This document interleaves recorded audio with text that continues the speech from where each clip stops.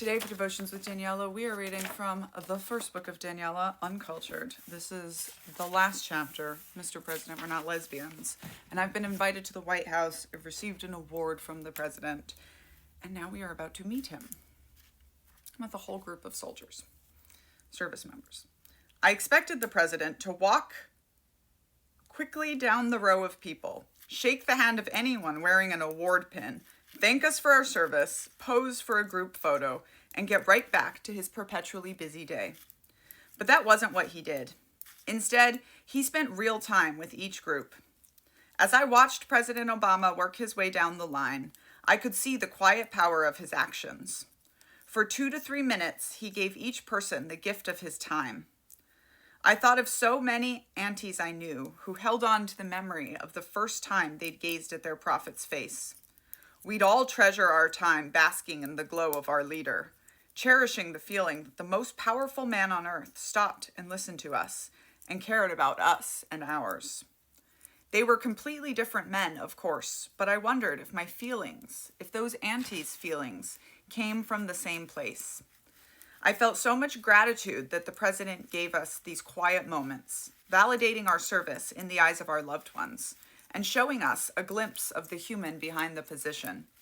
It made me feel special, as if I were being shined on. Then he reached Danielle and me.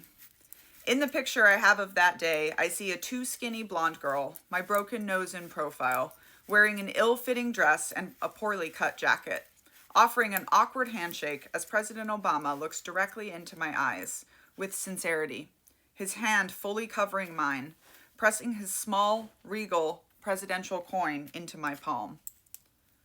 Danielle, on my left, looks on in attention and admiration. That's my best friend. Unwilling to miss even a second of the interaction. So, Daniella, what branch of service are you in? He asked, and what do you do?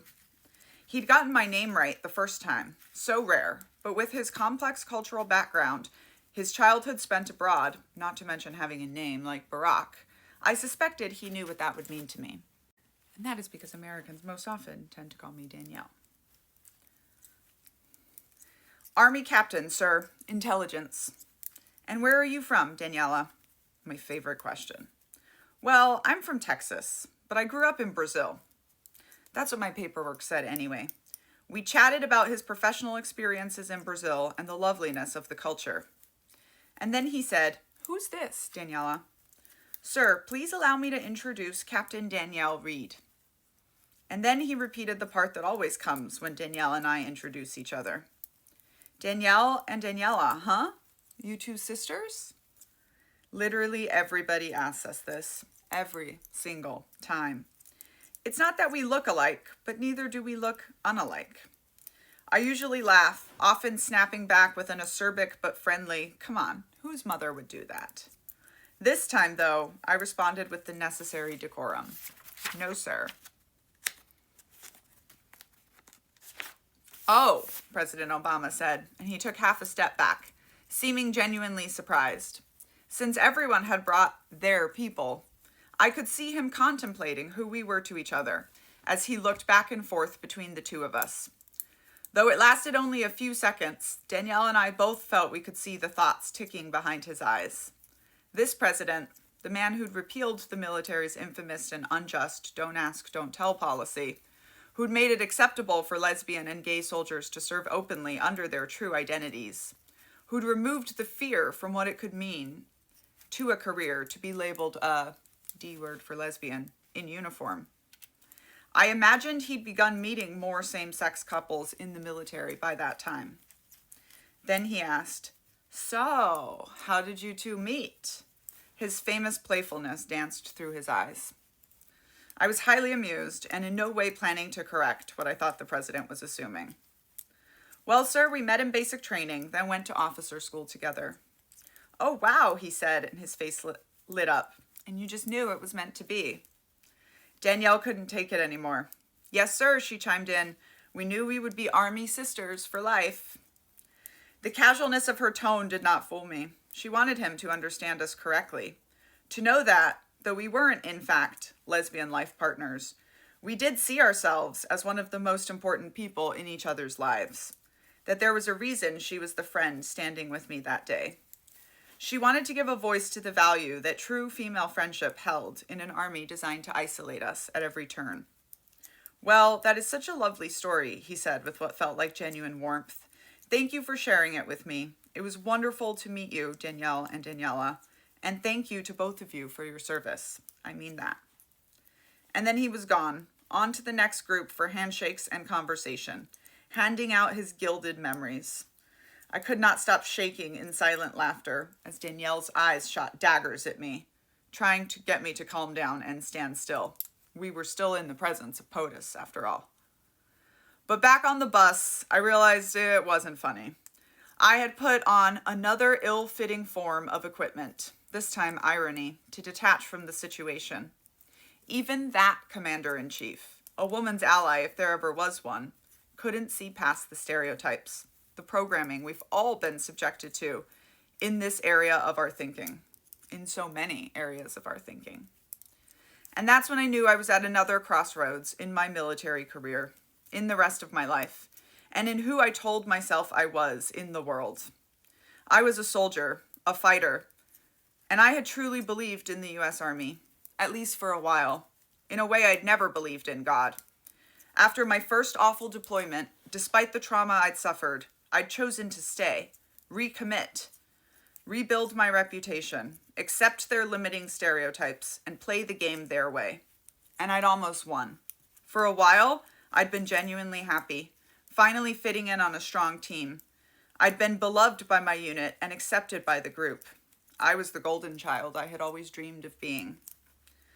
But the group hadn't been able to protect me from the senior leadership, who'd been willing to throw me away as soon as it was convenient.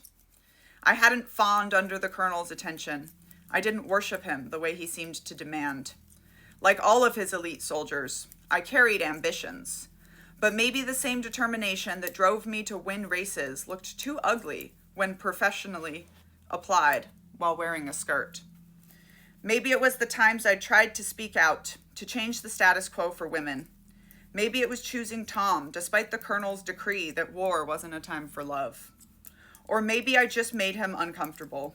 Maybe any of us strong women made the uncles in leadership uncomfortable.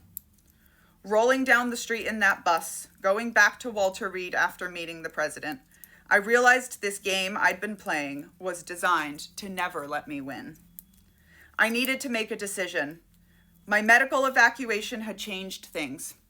I hadn't been fired from my job, and my paperwork to leave the Army had been canceled. I had the rare chance for a do-over. For all anyone knew, I was another captain who'd gotten sick at war. Getting an award from the president would wash a bit of the perceived sin from the lack of a significant medal on my record. If I got better, I'd be sent somewhere else, where nobody had ever heard of me. Like in the Children of God, I could do my penance and be welcomed back into the group. I'd likely have to repeat my time as a battalion intelligence officer so I could earn a significant award. But then I could maybe put it all behind me. Back in Afghanistan, Lieutenant Colonel Scott Halter had seemed sad the Army would lose me when I told him I planned to leave.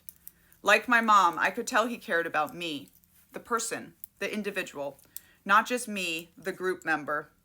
Like Mom, he'd always tried to help me, to protect me.